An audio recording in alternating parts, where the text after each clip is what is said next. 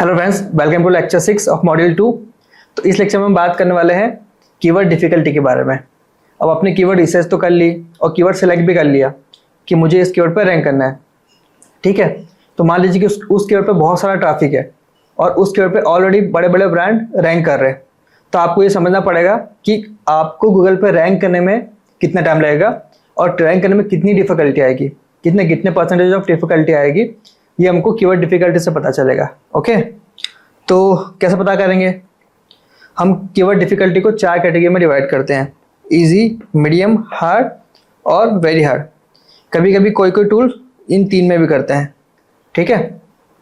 तो उसको थोड़ा सा डिटेल में देख लेते हैं कि कीवर्ड डिफिकल्टी कैसे हमको आइडेंटिफाई करनी है और कौन से कीवर्ड पर हमको वर्क करना है, ठीक है। सबसे पहले उसका डेफिनेशन देख लेते हैं कि what is difficulty, what is keyword difficulty, short form है केडी, ठीक है।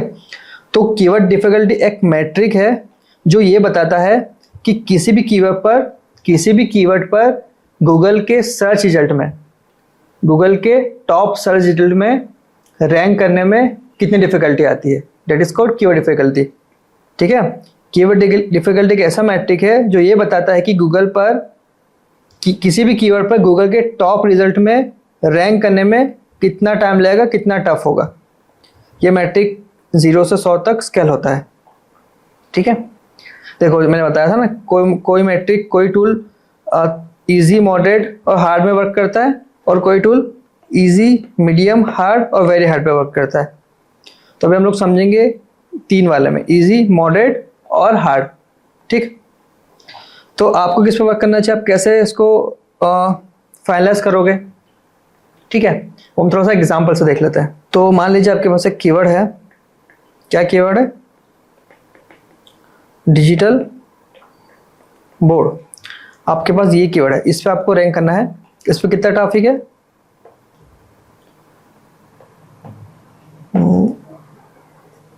1 लाख, ठीक है। इस पे 1 लाख का ट्रैफिक है, राइट। इसकी डिफिकल्टी कितनी है? इसकी डिफिकल्टी है हार्ड। और इस पे ऑलरेडी कौन वर्क कर रहा है? बिग जायंट्स, ठीक है। बिग कंपनीज और इस पे वर्क कर रही है, ऑलरेडी रैंक भी है। तो क्या आपको इस पे वर्क करना चाहिए? मेरा क्वेश्चन है कि क्या आपको इस कीवर्ड पे वर्क करना चाहिए? आपने अभी आपकी एक वेबसाइट स्टार्ट की है। मान लीजिए वो वेबसाइट का नाम है db.com, ये आपकी वेबसाइट है और ऑलरेडी बहुत सारे जो कस्टमर है, बहुत सारे जो आपके कॉम्पिटिटर है, वो ऑलरेडी इस पर वर्क कर रहे हैं। तो क्या आपको इस वेबसाइट पर इस कीवर्ड से वर्क करना चाहिए, नहीं करना चाहिए?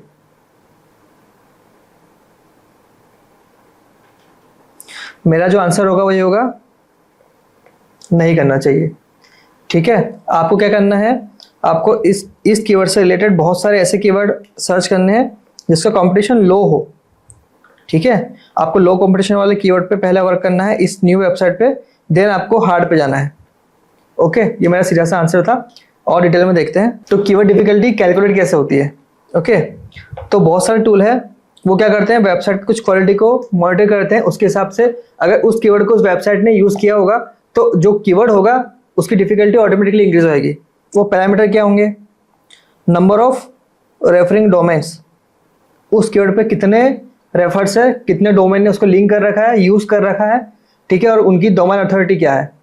और उस हिसाब से जो जितने भी रेफरेंस होंगे, जितने भी बैकलिंक्स होगी, उसके हिसाब से उस कीवर्ड का जो डिफिकल्टी वो बढ़ेगी। मतलब अगर बड़ी वेबसाइट ने उस कीवर्ड को यूज किया है और वो ऑलरेडी रैंक है तो उसकी डिफिकल्टी इंक्रीज होगी।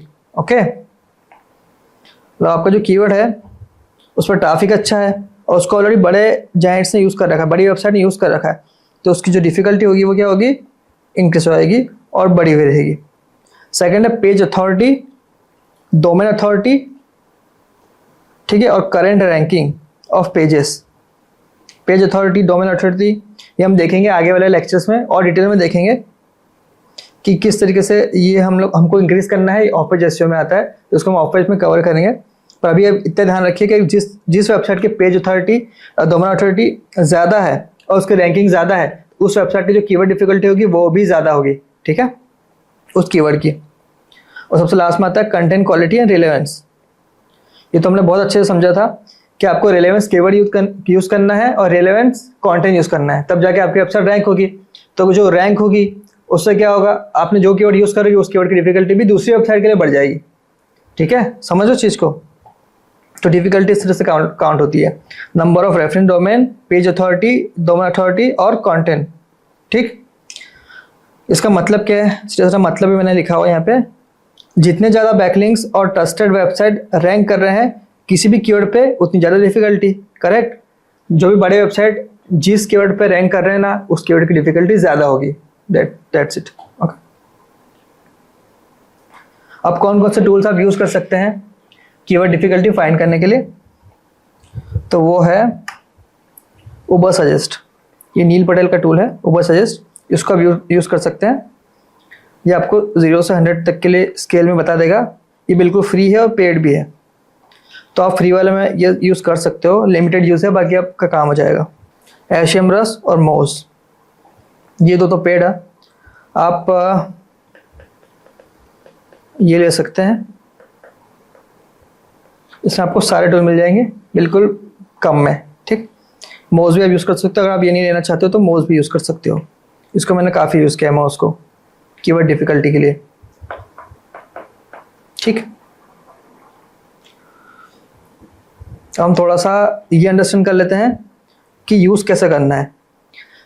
ओके, अगर किसी कीवर्ड का जो डिफ़िकल्टी लो है तो उसको कैसे यूज़ करना है, कब यूज़ करना है, मीडियम है तो कब यूज़ करना है, हाई है तो कब यूज़ करना है, और वेरी हार्ड है तो कब यूज़ करना है। ठीक है, तो मान लीजिए आप जो कीवर्ड यूज़ कर रहे हैं उसकी डिफ़िकल्टी कितनी है, ईजी है, 0 से 30 में आ रही, ईजी है। तो पहले हम लोग क्या टारगेट करेंगे, जो वेबसाइट नई है, जो भी वेबसाइट हमने नई बनाई है उस चीज़ के लिए हम उसको यूज़ कर सकते हैं। जैसे भी आपने बनाई थी db.com, है ना, अगर ये आपने वेबसाइट बनाई है तो आप लो वाले कीवर्ड यूज़ करो, जिससे क्या होगा, आपके रैंकिंग के चांसेस बहुत ज़्यादा होंगे।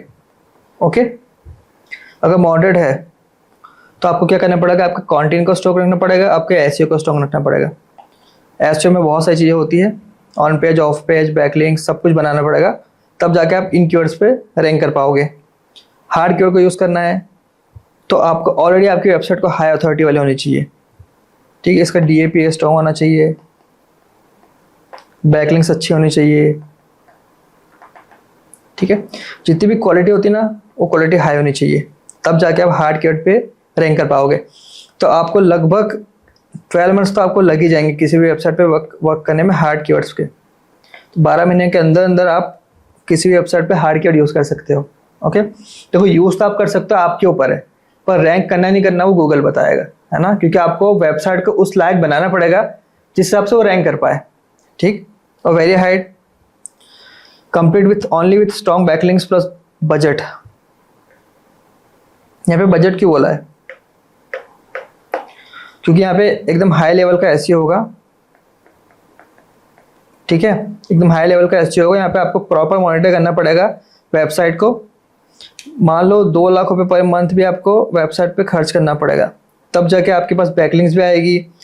ठीक है, बैकलिंक्स भी आएगी, आपको रेफरेंस भी मिलेगा, आपको ऑन पेज एसईओ भी होगा, ऑफ पेज एसईओ भी होगा, आर्टिकल भी पब्लिश होंगे, आपको एक्स्ट्रा वेबसाइट से भी बैकलिंक मिलेगी। बैकलिंक 2.0 का भी आप यूज़ कर सकते हैं। बहुत सारी चीज़ें होती है एसईओ में। तो अब अपन वेरी हार्ड पे तो नहीं जाएंगे, तो आप इजी, मॉडरेट, हार्ड पे किसी भी वेबसाइट को रैंक करवा सकते हो। ठीक है, तो मेरा सजेशन क्या है कि आप क्या करिए, कीवर्ड डिफिकल्टी को सर्च वॉल्यूम के साथ कंपेयर कीजिए। डिफिकल्टी को सर्च वॉल्यूम के साथ कंपेयर कीजिए और आप खुद ही डिसाइड कीजिए कि आपको रैंक करना है या नहीं करना है, आपको यूज़ करना है या नहीं करना है। ठीक है, रैंक करवाना है नहीं करवाना है, और यूज़ करना है या नहीं करना है। ओके, जैसे कि कीवर्ड है carved wooden tray in India. ठीक है, कार्व्ड वुडन ट्रे इंडिया, इसका वॉल्यूम कितना है 2.4 के, डिफिकल्टी कितनी है 25। तो यहाँ पे हमने उस कीवर्ड को यूज़ किया है, यस। ठीक है, डिफिकल्टी कितनी कमी है 25 ही है, 0 से 30 के अंदर ही आ रही है, लो में आ रही है। इसको हम यूज़ कर लेंगे किसी भी, देखो किसी भी वेबसाइट के लिए यूज़ कर सकते हो। ऐसा नहीं कि आपकी वेबसाइट नई है तो ये यूज़ करो, पुरानी वेबसाइट में भी कर सकते हो। इसी कीवर्ड तो आप सब जगह यूज़ कर सकते हो। सेकंड है इंडियन होम डेकोर ऑनलाइन, इसका वॉल्यूम कितना है 18,000, वॉल्यूम बहुत अच्छा है, कीवर्ड डिफिकल्टी भी बहुत अच्छी है 75। तो इसको हम लोग यूज़ नहीं करेंगे। ठीक, क्यों यूज़ नहीं करेंगे, क्योंकि रैंक करना तो ऑलरेडी मुश्किल है, क्योंकि ऑलरेडी बहुत बाहर जा रहा है ना, हमारे बजट के बाहर जा रहा है, हम इतना स्पेंड भी नहीं कर सकते यहाँ पे एसईओ के लिए। ठीक, तो लास्ट कीवर्ड है हैंडमेड विदिंग गिफ्ट अंदर 1000। इसका 1100 ट्रैफिक है, डिफिकल्टी 32 है और यस यूज़ कर सकते हैं। ठीक है, तो यहाँ पे मेरी एक टिप है, उसको आप नोट डाउन कर लेना। क्या टिप है? Long tail keyword is equal to low keyword difficulty. आपको अगर बहुत जल्दी रैंक करना है, एकदम फास्ट रैंक करना है अपनी वेबसाइट को, 24 से 48 घंटे में वेबसाइट को रैंक करना है, तो आप ऐसा कीवर्ड फाइंड करो जो लॉन्ग टेल हो, लंबा कीवर्ड हो, जिसका इंटेंट एकदम क्लियर हो। वेबसाइट के कीवर्ड का इंटेंट अगर क्लियर होगा ना, तो वेबसाइट बहुत जल्दी रैंक हो जाएगी। मैं आपको एक कीवर्ड बता देता हूँ और समझा देता हूँ एक बार। ठीक, जैसे कि ये हैंडमेड राजस्थानी वुडन, ये कीवर्ड हो गया। ठीक, अब यहाँ पे इसका इंटेंट हम लोग क्लियर करते हैं। Handmade Rajasthan wooden name plate for gifting. अब यहाँ पे मैंने इसका इंटेंट क्लियर कर दिया कि मुझे नेम प्लेट चाहिए और गिफ्ट के लिए चाहिए, तो ये हो गया एक लॉन्ग टेल कीवर्ड। तो अगर आप इस पर रैंक करते हो ना, ऐसे कीवर्ड पर रैंक करते हो, तो आपका वेबसाइट बहुत जल्दी रैंक हो जाएगी। तो 48 घंटे भी मैंने ज़्यादा बोल दिए, ठीक है, 24 घंटे में हो जाएगा। सेकंड ये है इको फ्रेंडली रिटर्न गिफ्ट्स, एक ये कीवर्ड हो गया। अब इसका इंटेंट मुझे क्लियर करना है गूगल के लिए, तो eco friendly return gifts for Indian wedding guest, ये एकदम बेस्ट लॉन्ग टेल कीवर्ड हो गया रैंक करने के लिए। तो आपका कोई भी नीश होगा, आप कमेंट कर देना, मैं आपको उसका लॉन्ग टेल कीवर्ड भी बता दूंगा। देखो, आपको सीखा तो मैंने दिया है, पर मैं इतनी हेल्प भी कर सकता हूँ कि आप मुझे कमेंट कर देना, जो भी सपोर्ट वाला जो सेक्शन है हमारा, वहाँ पे जाके कमेंट कर देना, मैं आपको आपके निश रिलेटेड लॉन्ग टेल कीवर्ड बता दूंगा, जिस पे आप इजीली जल्दी रैंक कर सकते हैं। ठीक, तो अब इसको मैंने यूज़ करने के लिए क्यों बोला, क्योंकि इसमें कंपटीशन लो होता है, ठीक है, हाई इंटेंट होता है, देखो इंटेंट मैंने समझा दिया था, और फास्टर रैंकिंग पोटेंशियल होता है, बहुत जल्दी रैंक हो जाता है। कंपटीशन कम है, इंटेंट का साफ है और रैंकिंग बहुत जल्दी होता है। तो आपको यूज़ करना है लॉन्ग टेल कीवर्ड। स्टार्टिंग में आप लॉन्ग टेल कीवर्ड को ही यूज़ कीजिए। ठीक है, ओके, तो ये था लेक्चर 6। आई होप कि आपको समझ में आ गया होगा। मिलते हैं नेक्स्ट लेक्चर में। Thank you very much.